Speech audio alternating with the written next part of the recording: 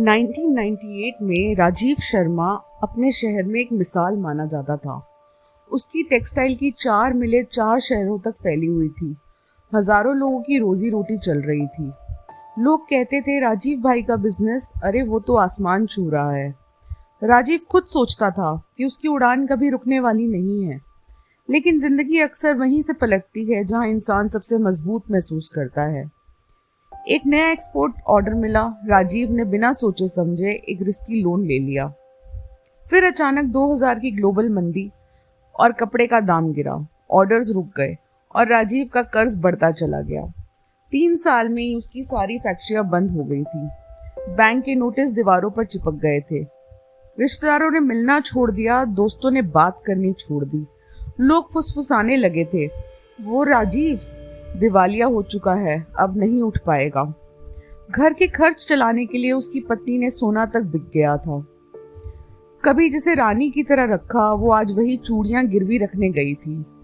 घर वाले भी शक करने लगे, क्या राजीव ने सब कुछ गलत कर दिया? क्या अब हमारी जिंदगी हमेशा कर्जे में डूबी रहेगी? बूढ़े माँ बाप सोचते सोचते, देखते देखते, इंतजार करते करते चले गए। लेकिन राजीव ने हार मानने वालों में से नहीं था। वो बैठा टूटी हुई अलमारी और पुराने खातों के बीच और सोचता, अगर फैक्ट्रियां डूब गई हैं तो क्या मैं फिर से छोटा शुरू नहीं कर सकता? इस बार ना बड़े स्टाफ की जरूरत थी, ना मशीनों की, बस एक लैपटॉप, एक मोबाइल और एक नई सोच की। डायरेक्ट टू कस्टमर ब्रांड बनाऊंगा। समस्या ये थी कि राजीव को डिजिटल दुनिया के बारे में कुछ नहीं पता था। फेसबुक, मिंत्रा, फ्लिपकार्ट क्या होता है, ये सब उसके लिए अनजाने नाम थे। सुनता तो था वो रोज, लेकिन आदत पुराने तरीकों की थी। लेकिन उसका बेटा कॉलेज से लौटा हुआ एक जवान लड़का था। उसने पिता का हाथ थामा और कहा, पापा दुनिया बदल चुकी है, अगर आप सीखना चाहते हो तो मैं आपको सब सिखाऊंगा। राजीव, जिसने कभी टाइपराइटर तक नहीं चलाया था, अब अपने बेटे के साथ घर घर जाकर कंप्यूटर चलाना सीख रहा था।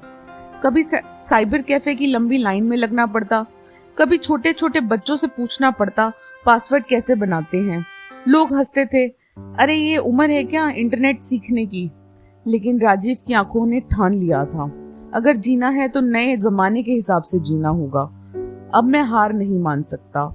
राजीव और उसके बेटे ने मिलकर एक छोटा सा ऑनलाइन प्लेटफॉर्म स्टोर बनाया। पहले महीने सिर्फ 20 ऑर्डर आए। राजीव की पत्नी ने हंसकर कहा, बस इतने से, इतनी मेहनत के बाद भी? लेकिन राजीव बोला, 20 भी बहुत हैं, इसका मतलब 20 लोग मुझे पहचानते हैं, कल ये 200 होंगे, फिर 2 लाख। फिर ऑनलाइन बूम आया।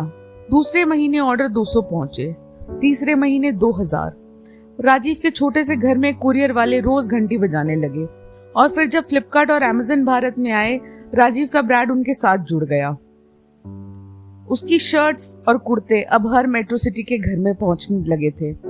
लोग कहते ये ब्रांड बहुत ही स्टाइलिश है, कीमत बहुत ही किफायती। राजीव जानना चाहता था, उसने मिडिलमैन हटा दिए थे और ग्राहक की सीधी वैल्यू अब वो जानने लगा था।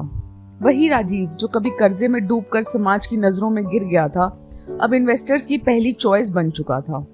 जिस दरवाजे पर कभी बैंक नोटिस चिपकाया करते थे, आज उसके घर के बाहर head office brand king private limited लिखा था।